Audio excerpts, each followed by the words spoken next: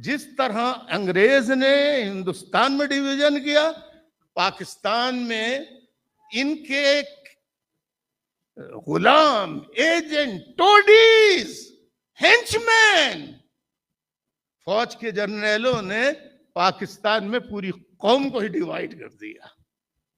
पंजाबी, बलोची, सिंधी, पख्तून, कश्मीरी, गिलगिती, बल्तिस्तानी। मैं कराची पहुंचा, मैंने कहा कि भाई मैं कौन हूं, what is my identity, what is my identity. बोला आप सिंध में है, रहते हैं, सिंधी हैं, आप दिल पर या कुरान पर हाथ रखकर बताइए कि जिस तरह ईस्ट पंजाब से हिजरत करके आने वाले पंजाबियों को, जैसे नवाज शरीफ है वो भी जालिंधर से आया है, तो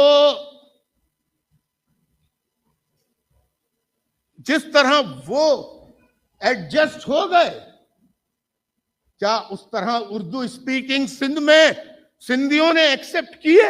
ईमानदारी से बताइए, नहीं सच बताइए।